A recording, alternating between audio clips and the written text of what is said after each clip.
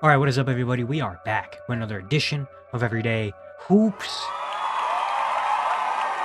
Hope you guys are having a good one. Today, we have episode 17 of season 3 of the Look-In series. If that doing an end of each team's season, or go back, recap the team's season, see what the future holds, and look into what this team is doing. Today's episode is on the Milwaukee Bucks. Thank you guys for the views on videos and the shorts recently. I really appreciate it. If you do like the content around here, consider subscribing, liking, turn notifications, do all stuff like that. I really appreciate it. We have said a lot. We're on the road to 1,000 subscribers, getting closer and closer as the days go on. So all support on our channel, we very much appreciate it. It's my Twitter and all that stuff down in the description below. And yeah, don't waste any more of your time. Let's get right into it. The Milwaukee Bucks. There is a lot to talk about with this team. They were upset in the first round. Well, not upset, but they were beaten in the first round by the Indiana Pacers in 5 games last night. This game was just one of the most insane collapses I've ever seen. You know, cruising. Gary Trent Jr. is going crazy. They're up by 7 with 40 seconds left, and somehow end up losing that game in utter disbelief. And the Bucks are going home for the third year in a row. They're not making it out of the first round, and there's a lot of choices to be made. There's a lot of things to be done with this team.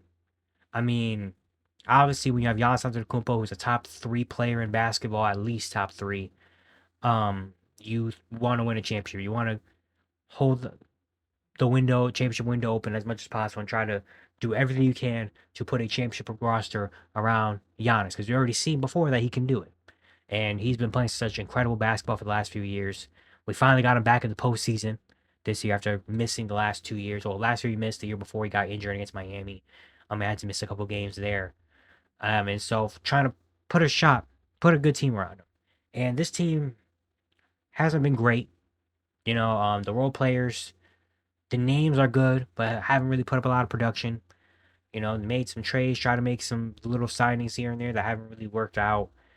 Damian Lillard coming into this series injured, already missing over a month due to a blood clot. They're coming out, and once he got injured towards Achilles, once that happened in Game 4, I thought that was it. The season went along with Damian Lillard into that locker room. It was done. And they had an incredible game fight in Game 5. Should have won Game 5, honestly. But, they ended up losing that one. And now we're here. 3 years in a row. We haven't made it out of the first round. We have but we have a 30-year-old Giannis Antetokounmpo who has already hinted many times before that he wants to win. And that is his number one priority, no matter where it is. He wants to win games. He wants to win championships. And the Bucks have not really gotten close to winning last year's. Like, we'd have this, and even me too. I'm not like I'm not, like a part of this. Like, when just having Giannis on this team, we put this team higher in expectations than what it probably should be. Like, just having Giannis, we think, oh, this team could make a run. It's Giannis. We see what he can do. We saw in this postseason. I mean, this postseason, he gave you 33, 15, and 6 on 60% shooting. Like, I don't know what more you can ask. He had 33, 20, and 10 in Game 5. I don't know what else you can really ask from Giannis Antetokounmpo in terms of playing on the court. I mean, he literally does everything. He gives it all. You can never question his heart and his mentality and anything. Like, he's 30 years old, has already won 2 MVPs, and is still getting better. Like, I don't think people realize how insane that is and how insane Giannis is as a player. And so we see Giannis on the court, and we're like, oh, yeah, they can go far. Just give him whatever. And they gave him whatever. And the role players in this series were back. Kyle Kuzma, who you traded for at the deadline. You got rid of one of your franchise pieces of Chris Middleton, a Buck legend who won a championship with them, for Kyle Kuzma. And Kyle Kuzma averaged a whopping 5.8 points per game this series. Yeah. He had to get benched. Brook Lopez, playoffs was bad. Torian Prince was non-existent. You can make an argument AJ Green was like their third most consistent player in this playoff series. AJ Green. Yeah, it was bad. It was pretty bad. And now we look at this team, you look at the offseason and what the future of this team is. And honestly, is there a future? There might not be a future. Like, if you look at just futures of every NBA team, the Bucks might be near the bottom. Well, not might be. They are near the bottom in terms of what their future holds, because this team really has nothing to there's no backup plan for the Bucks, really. Like, if this doesn't work out, I don't know what backup plan there is. It's not like they can just go trade for somebody. You already did that with Damian Lillard. And you can see that him and Dame situation, the Dame situation didn't work out. It didn't, and like it they didn't mean to do it, but it unintentionally set a ripple effect around the league of giving Boston Drew Holiday, which was kind of the missing piece, helping the Celtics win a championship and helping your rival. So it kind of did bad more. It did more bad than good. Um, it's not like you have a ton of money anyway. You had to trade Chris Middleton for money reasons. That was main part of the trade is to get some of that money off so they can have a little bit more, but it's not doing anything that's going to bring it. It's not bringing in anything significant that's going to change the direction of this team, the dynamic of this team. You don't have any future young stars. You have to trade that with Chris Middleton. You have to trade AJ Johnson, who maybe could be something. Rajon Beauchamp is not on this team anymore. Tyler Smith, 20 years old. He have a ceiling? I don't know. Andre Jackson lost his rotational spot at the end of the year. Ryan Rollins is whatever. Like you don't have any young players that you're gonna rely on and be like, okay, at least we're developing this young guy. Doc Rivers and the boat, they don't do that. You don't have any draft picks. And even if you do have draft picks, they're going to be what, the 28th, 29th overall picks? And most of the time, those guys don't really hit as much. I mean, obviously, if you're a team like this, you should be trying to hit on those picks, but the Bucks haven't really done that recently. When's the last time the Bucks have hit on a draft pick? It's been a little while. So there's really no future for this. Really, the only hope that they have is that Giannis stays around and that somehow they could convince some good minimum contract veteran players to come play with Giannis and try to help him win a championship. That's really the only backup plan you have. Because besides that, you have a 35-year-old Damian Lillard that is going to be coming off an Achilles injury, might not even play next season. And if he does come back, who knows how long it's going to take for him to get back to being Dame time. Brook Lopez is 36, and after that playoff series, I don't even know if I want him back. Kyle Kuzma has showed you basically nothing since becoming a Buck. Um, and then after that, it's like, okay, Kevin Porter Jr., Bobby Portis. There's not really much to hold on to with this team. There's not much that's you look at and be like, oh yeah, this is a game changer right here. There's nothing there. And where it's time that we have the uncomfortable and the weird conversation of Giannis Antetokounmpo's future with the Milwaukee Bucks, even though I hate it. Personally, not me analyzing me personally as a basketball fan. I do not want to see Giannis not on the Bucks. Like I would feel so weird if Giannis Antetokounmpo is in any other jersey but a Milwaukee Buck. I mean, the story, they drafted him, they molded him like a small market having a superstar like Giannis that also is so giving back to the community, and he is Milwaukee. Like when I think of Milwaukee, I think of the Bucks. It's Giannis. Like I think of Giannis, and I'm sure Bucks fans hold Giannis so close to their heart because this is the best thing they've ever had. This is the best thing they've ever seen in their lifetime of being a Bucks fan, unless you saw Kareem in 1971. But like it's Giannis. Giannis is Milwaukee. It's just like kind of like what Luka was to Dallas or Jokic is to Denver. Giannis is Milwaukee.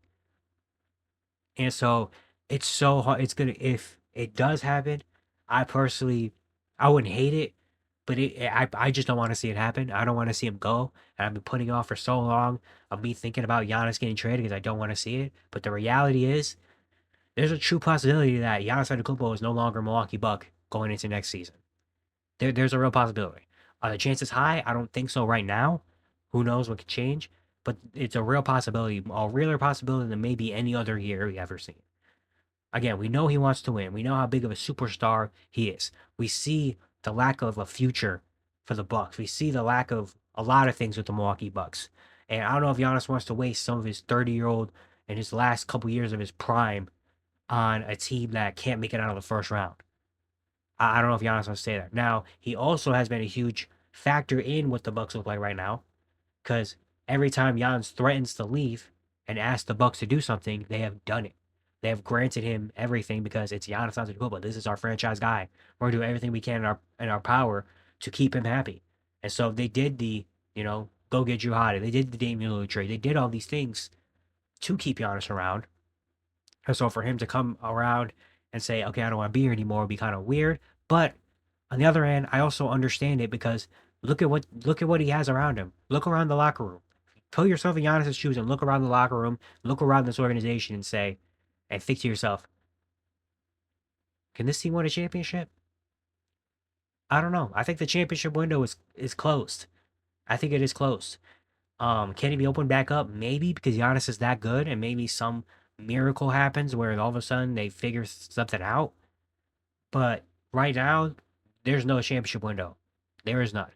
And unless Giannis is willing to wait around maybe another year or next year where they just wait for Dame and maybe it's a transitional period where I don't know what they can do. Maybe they sign some more free agents or try to sign some younger guys to come in here, maybe try to develop them a little bit and hope that they become something decent.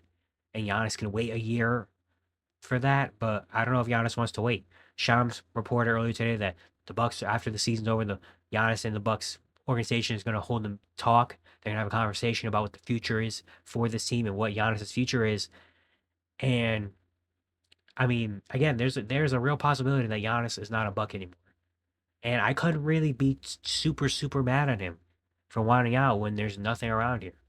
Now, where can he go is a different story. The Houston Rockets probably going to be a team. I've seen the Spurs as a team. I've seen maybe the Miami Heat as a team, even though I don't know what they have going on over there either.